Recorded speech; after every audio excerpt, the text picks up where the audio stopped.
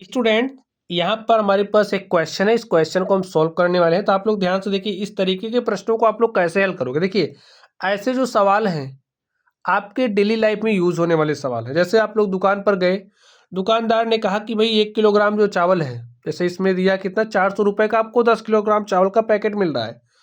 तो 3.2 किलोग्राम चावल का मूल्य क्या होगा, आपसे पूछा जा रहा है। तो इसके बारे में तो जानकारी आपके पास होनी चाहिए। तो चलिए, यही जानकारी हम आपको देने वाले हैं। तो लिख लीजिए क्या क्या हमें दिया है।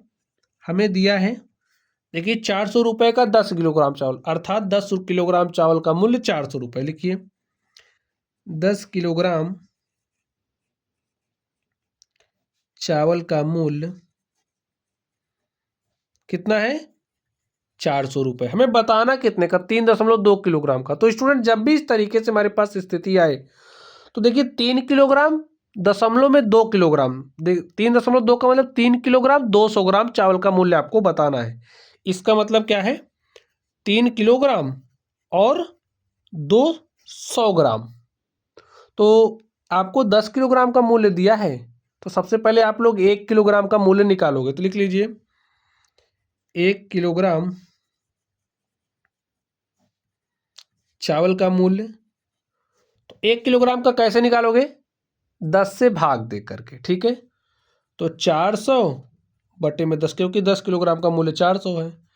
तो 1 किलोग्राम का मूल्य कितना आ गया, 40 रुपये। काटोगे तो 40 रुपये आ गया।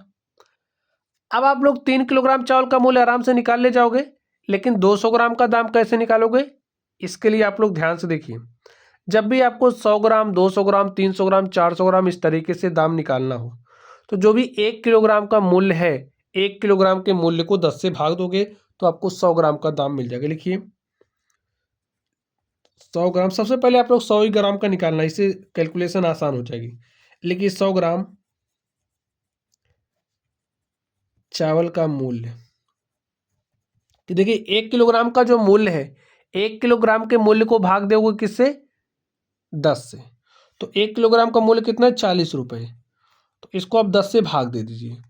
तो 10 से भाग दोगे तो कितना आ जाएगा, 10 चौके 40। तो 100 ग्राम चावल का मूल्य कितना आ गया, 4 रुपये।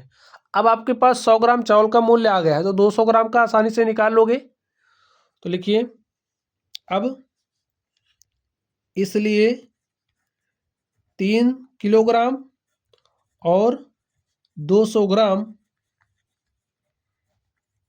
चावल का मूल्य।